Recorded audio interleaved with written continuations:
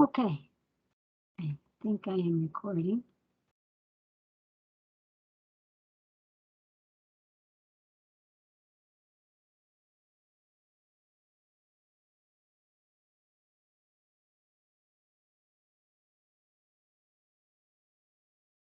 Okay, we are recording. Okay, last time we talked about finding the number of handshakes for n people. And there were two ways to do it. One is to take n minus 1, because the first person shakes hands with n minus 1. Take the number for n people, it would be n minus 1, and then count down all the way to 1. So if there were 10 people, the first one would shake hands with 9, the next one with 8, and so on down to the alternate method. This is handshakes of n people. The alternate method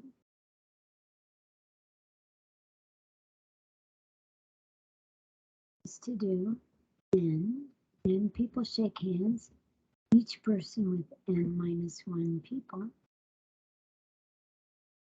But each handshake is, it only takes one handshake for 2 people. So each handshake is double counted, so we divide by 2. So that also equals the number of handshakes for n people. So the interesting thing here then is that, if we add up the numbers from 1 to n minus 1, it will be the same as n times n minus 1 over 2. For instance, if we do 1, 2,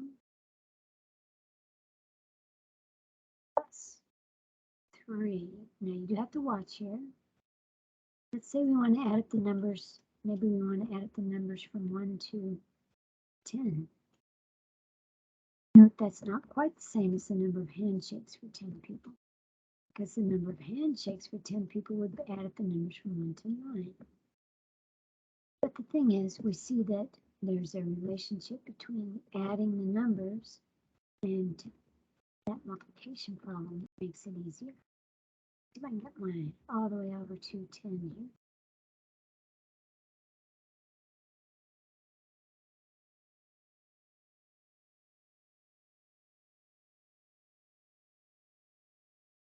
And I'm going to call this S for sum. I'm going to call this S of 10.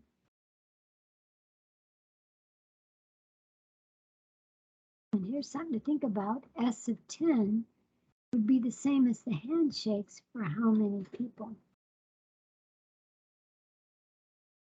And if you remember, for 10 people, we actually added up to 9. So if we're adding up to 10, S of 10 would be the same as the handshakes for 11. Just something to keep in mind.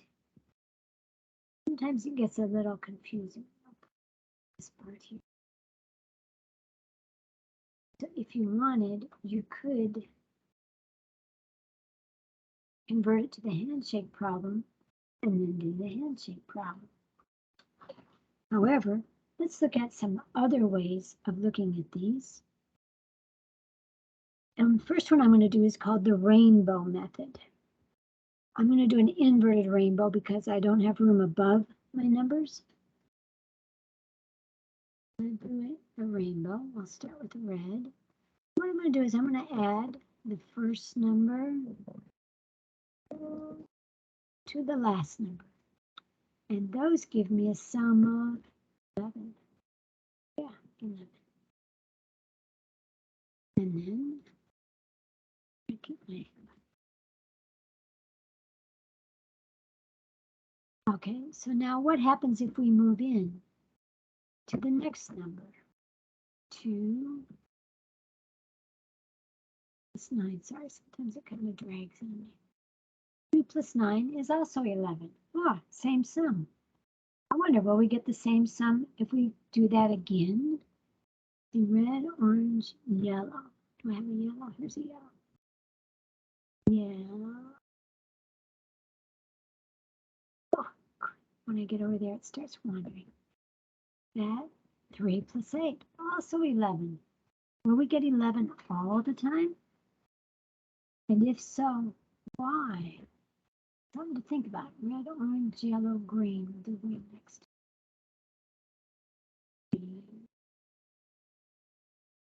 Be 4 plus 7. Ah, it is 11. And green, blue. We'll go to blue. Didn't quite get a whole rainbow. 5 plus 6, still 11. Why are they always 11? You might want to pause the video and think about it. Why do we always get the same answer?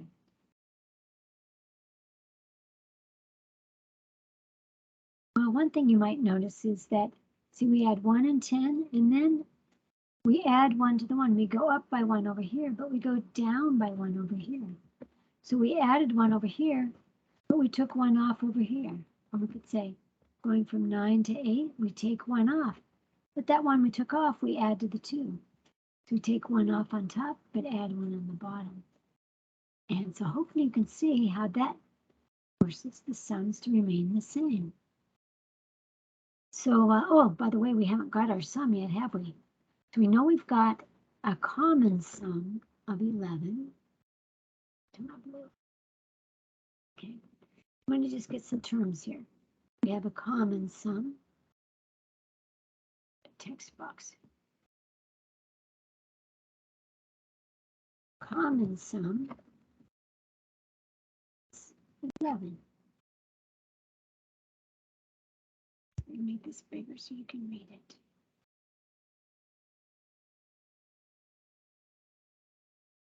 Too big. Common sum is 11. And how many sums do we have? Number of sums. Okay. 1, 2, 3, 4, 5.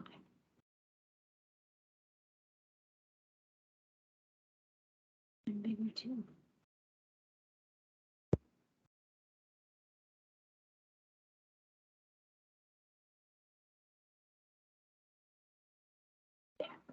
Common sum is 11 and the number of sums is 5. Oh, so our total is going to be, that common sum, 11, times the number of times we got it. 11 times 5 equals 55.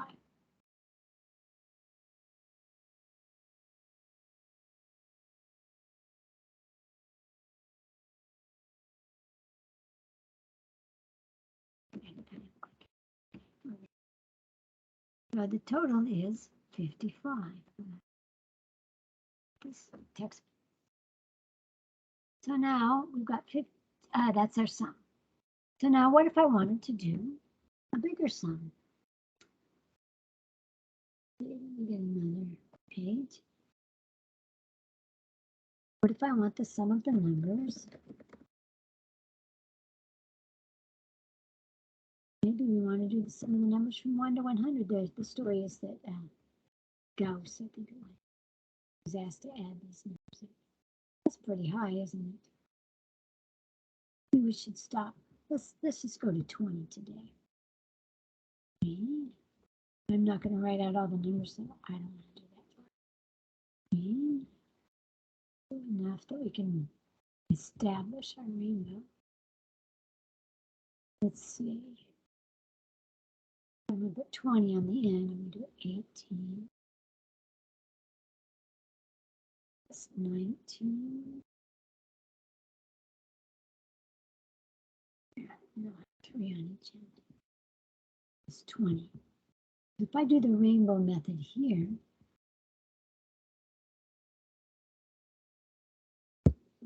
red, 1 plus 20, that's 21.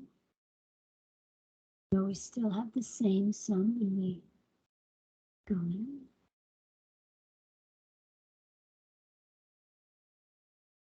Two plus 19. Yeah, it's still 21. Oh, and I didn't. Okay. And the third one. 3 plus 18, still 21. So I do believe they will all be 21. So our common sum is 21. I want to think about, is there a way to get that? Where does that 21 come from? 21 comes from first term plus, if I can get this to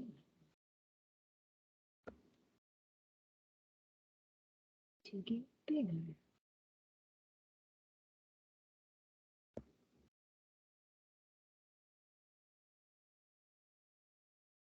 There we go.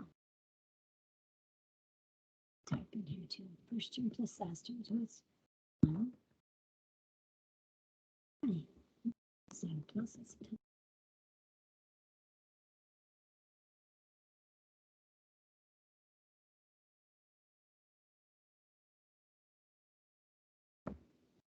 Now, that's all well and good, but how many of these sums am I going to have? The other thing we need to know is how many of these sums. Now, I've drawn in 3, but I didn't draw 4 plus 17. I didn't draw all the numbers in. So if I were to write out all the numbers, how many sums of 21 would there be? Well, let me think. From 1 to 20, there's 20 numbers. And each sum takes numbers. The number of sums is going to be the number of numbers divided by 2. We had 10 numbers. 10 divided by 2 is 5. Let's see. Let's go back there and look. Before we had 10 numbers, and we got 1, 2, 5 of them. Yeah, 5 sums. So here, with 20 numbers, I can expect there to be 10 sums.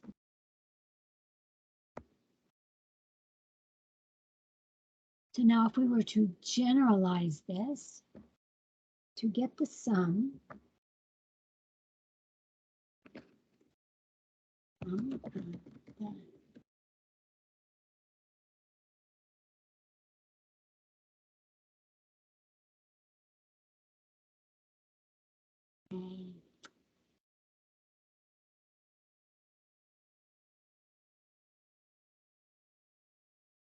sum is n plus 1.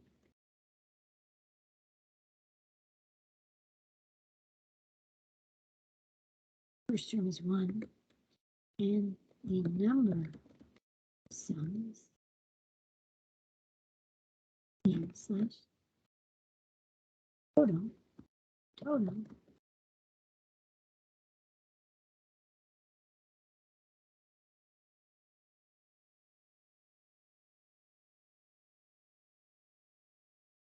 It's bigger for you.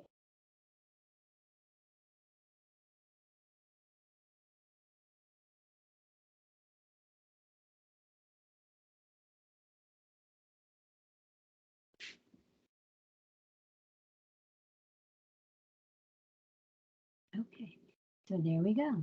That is our formula. I'll write it here big for you. Draw. S, let's get out of the yellow to blue. S of n, meaning the sum of the numbers from 1 to n, is n plus 1